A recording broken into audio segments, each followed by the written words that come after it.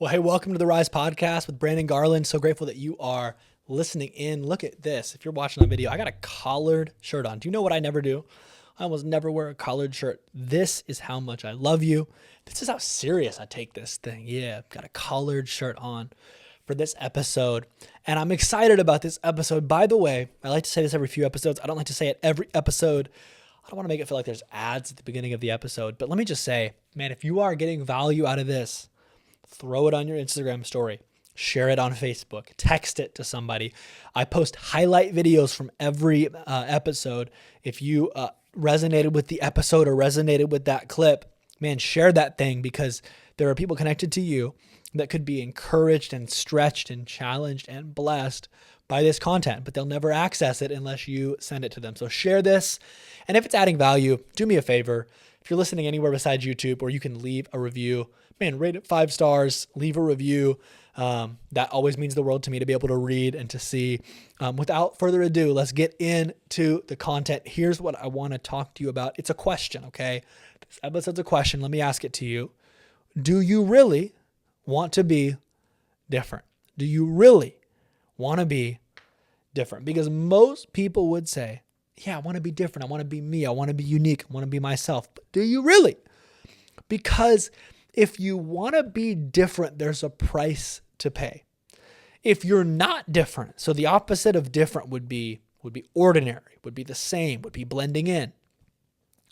People like to talk about the blessings of being different, but not a lot of people want to talk about the cost. There is a cost to being different. And there is, by the way, a benefit to being the same. Here's the benefit of being the same. You never really stand out. And if you don't stand out, you never really get identified. And if you don't really get identified, you don't really get criticized or talked down to or demeaned or looked at sideways.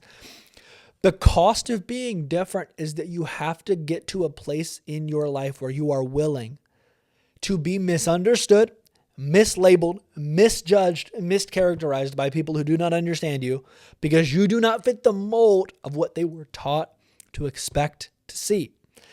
You have to get to a point where you decide, I would rather be the me that God created me to be, that I have a unique gifting on the inside of me, that I would rather be misunderstood by them in order to get out of me what God put in me.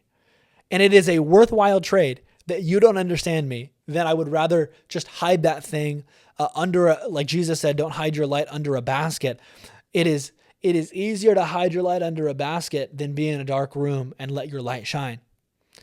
If the room is dark, here's what I know. Every person in that room has a light that they could be shining. But if they're choosing not to shine it, then if you choose to shine, then everyone else is going to look at you because they're not doing what they're supposed to be doing. And oftentimes people will judge the person who is doing something great. And even if it's not great, they are doing something different. And they will judge that person for doing something different because the fact that that person's doing anything at all makes them uncomfortable while they do nothing. So the cost of being different is that you will be mislabeled, misjudged, mischaracterized. People will misconstrue your motives. People will not understand who you are. So you have to get to a point in your life, and the younger you are, the better, because the more time you waste trying to blend in. You know, it's funny. I look back on being in middle school and high school, and all I wanted to do is fit in. And now I realize, 10 years after graduating high school, just about 9 years, I now realize, I was spending some of my most fruitful potential years where I had some of the most energy and some of the most life. I was wasting it really, trying to blend into the crowd. God never called you. Not one time did he call you to blend into the crowd, be a clone of somebody else, be just like the culture. He called you to be a unique, one of one, original, never before seen, never to be seen again. Wouldn't it be a shame if a unique, one-of-a-kind original wasted all the originality by trying to blend in and be like everybody else?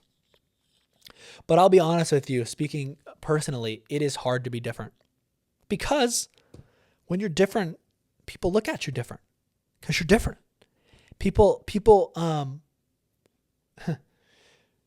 For example, if everyone was wearing all black, I'm wearing all black, okay? But if everyone was wearing all black and one person in a room of 100 walked in with some yellow pants, this bright blue shirt, some crazy green sneakers, some bright red hat. Now, first of all, those don't match. But you know what would happen if you walked into a room with all those colors on and everyone else was wearing all black or all white? They'd look at you like you're crazy. Not because you're crazy, but because you're different. Being labeled crazy, being labeled weird, being labeled, there's a lot of labels. You have to wear these mischaracterized labels if you want to be different. So let me ask you, do you want to be different? There's a cost to being different. But let me tell you the blessing of being different. The blessing of being different is that when you finally break away from trying to be like everybody else, trying to blend in to everybody else, you are now open and you are now a candidate for God using you in the unique way he created you to be used, to being the person that God designed you to be. All the time you're trying to be like them. All the time you're trying to gain their approval. I was thinking about it like this. There are so many miracles that you've missed, so many breakthroughs and blessings that you and I have missed because we were trying to think, oh, what would they think about that? Oh, what would she think if I did this? Oh, what would he say if I did this? Or what would they do if they were in my position? Well, they're not. You are. What is God telling you to do? What would you do if you were in that situation? And then make the best decision you can. We have missed so many blessings and miracles trying to be like somebody else or think about what they would do in that situation instead of just saying, God, what do you want me to do? And choosing to follow that path, even if that path is different. Now, let me say this real quickly. There are some people, maybe 2, 3, 4, 5, 10, 15, maybe it's not a high number, but there's some people listening that you so need to be different, but you're not even willing to listen when other people have good ideas. Well, if they said that idea, then I'm not going to do that because I need to be my own person and do my own thing. Well, hold on. There is also such a thing as wisdom. There's also such a thing as learning from other people, still being you while you're doing it. But for example, man, if every single person who started a fast food restaurant tried to say, okay, I wonder what kind of sodas we should serve here. Let's go concoct our own sodas. No, you're going to serve Pepsi or Coke. You're going to pick one of the two lanes. Or there's some like new soda companies that are healthier or something. I don't know how soda can be healthy in the first place. But no, every brand new restaurant chain does not try to invent sodas. Why? Because they've already been invented. They're already good. They're not good for you, but they taste amazing. I love Dr. Pepper. You don't invent that. Why? Because you realize that there's wisdom in this. People like this. This works. I'm going to be me. I'm going to be my new Italian restaurant self. And I'm still going to serve Coke and Sprite and Diet Coke. And I know some of y'all are fiends for your Diet Coke. Take that example, Mr., Mrs., I got to be unique. I got to be me. I got to do everything different. Well, no, sometimes learn from somebody else. Do their thing while being you. But to most of us, I want to just give you this call. You have spent too much of your life blending in. If you are 7 years old listening to this, you've spent too much of your life blending in. If you're 77 years old listening to this, you've spent too much of your life blending in. It's time to stand out. God's got a unique calling. He made you uniquely. There's never been another you. No one else has ever had your fingerprint before, and no one else ever will. It's time to live into it. Yes, there's a cost, but I promise you this, the reward is so much greater.